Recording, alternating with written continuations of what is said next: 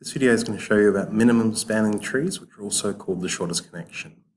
A minimum spanning tree connects every vertex in a network together to every other vertex with the minimum possible connecting length of edges.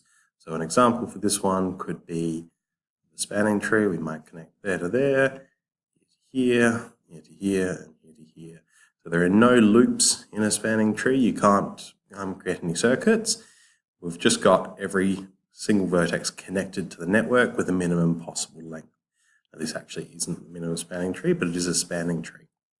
So there's two methods we use finding the minimum spanning tree. One's called Prim's algorithm, and you could think of this as the adding edges method. And the second is the nearest neighbor algorithm, which you could think of as the removing edges method. So we'll have a look at this example. This is an example you've got in your books where we've got sprinklers which are connected by lengths of pipe. We're trying to find the shortest possible length of pipe that would connect every one of these sprinklers together. So the pipe at the edges, the vertices are the sprinklers themselves. Prim's algorithm, we just pick one of the vertices. So let's pick vertex E.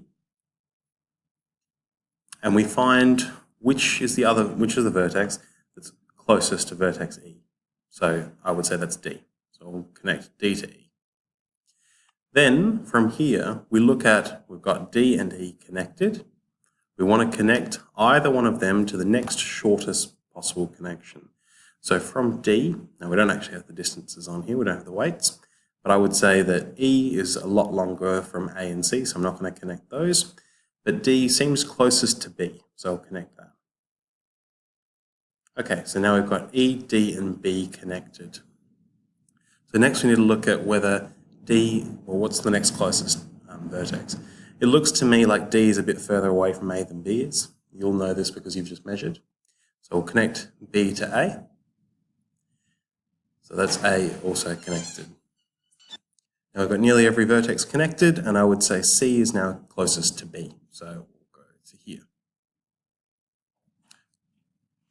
So that's Prim's algorithm, finding the connection, shortest possible connection between every vertex. So now every vertex is connected in a network, but there are no circuits.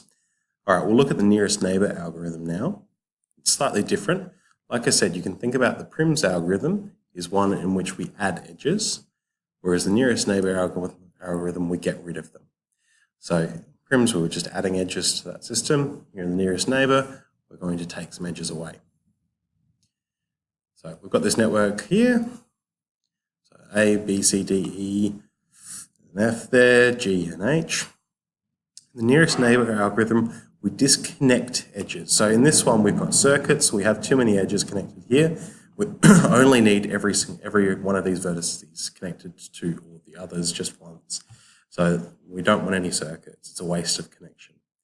So in the nearest neighbor algorithm, we take edges away. We take the longest edges away until we've got just the minimum number of edges left. So every vertex still has to be connected to the network, but we don't want duplicates. So straight off the bat, I can see that this 15 here is the longest of the edges.